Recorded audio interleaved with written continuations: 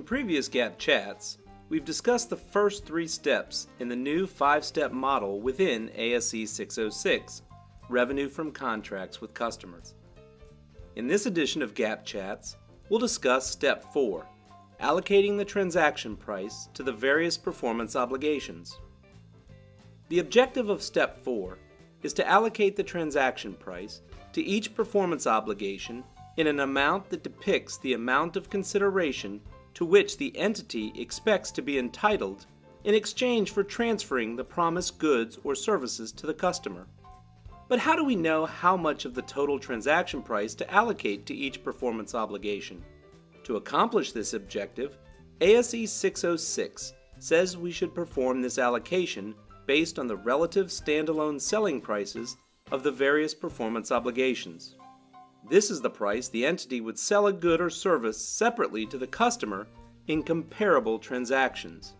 If the entity sells the same good or service separately, we have an observable price and should use it, as it is the best evidence of the standalone selling price.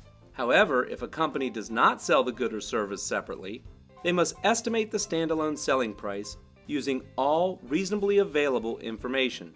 Estimation methods include, but are not limited to, the adjusted market assessment approach, the expected cost plus margin approach, or the residual approach. The adjusted market assessment approach estimates a standalone selling price by evaluating what the cost of that good or service would be in the market. Some questions you might ask are, do I have any direct competitors in the market? And, if so, how does my product compare? A competitor's price might need to be adjusted up or down to reflect the entity's good or service.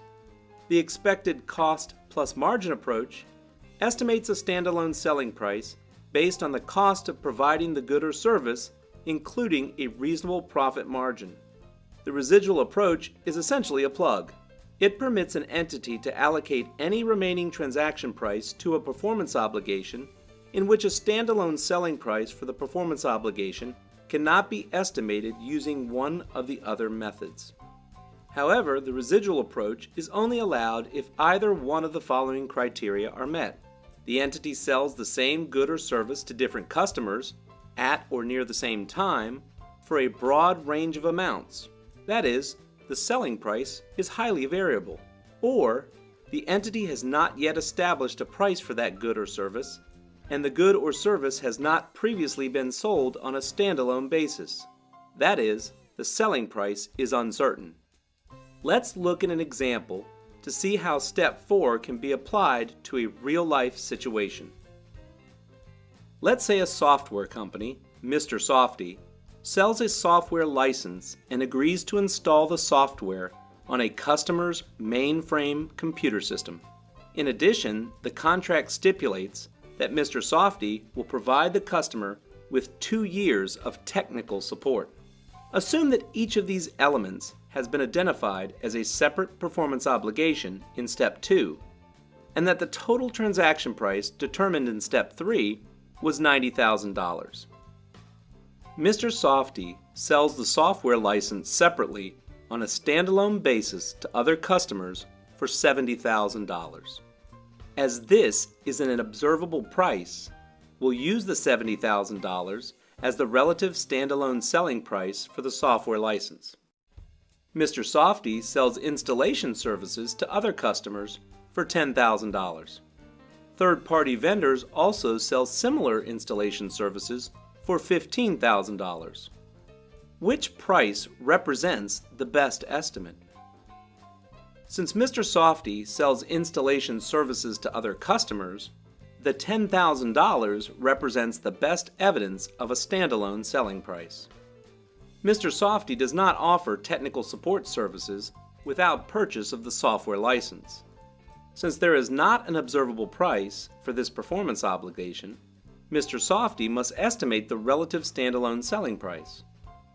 Third-party vendors do not offer similar technical support. As a result, Mr. Softy estimates the relative standalone selling price as $40,000 using the expected cost plus margin approach. If we add these relative standalone selling prices together, we get a value of $120,000. And what a value it is!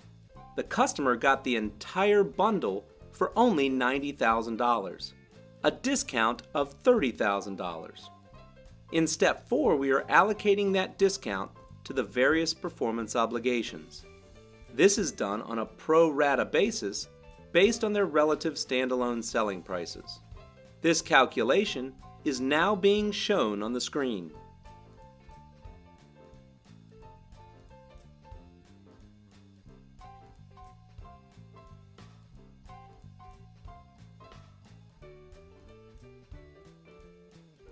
Remember how earlier we discussed the residual approach?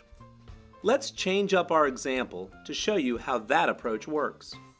Assume that neither Mr. Softy nor third-party vendors sell technical support separately. In addition, Mr. Softy is unable to estimate a relative standalone selling price for this performance obligation because it sells it to different customers for a broad range of amounts.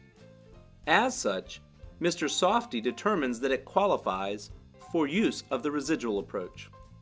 Under this approach, the estimated standalone selling price for the technical support is plugged such that the entire discount is allocated to this performance obligation. We know that the total transaction price was $90,000 and that the observable prices of the software license and the installation totaled $80,000. At this point, the residual approach just assumes that the relative standalone selling price for the technical support must be $10,000. It should be noted that this residual approach is not permitted under existing US GAAP. This obviously affects the transaction price that is allocated to each of the performance obligations. The revised calculations are now being shown on the screen.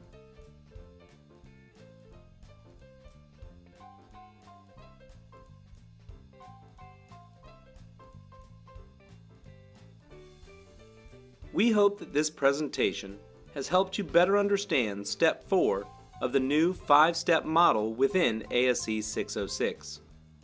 There are other GAAP chats available for each step of the new revenue recognition model.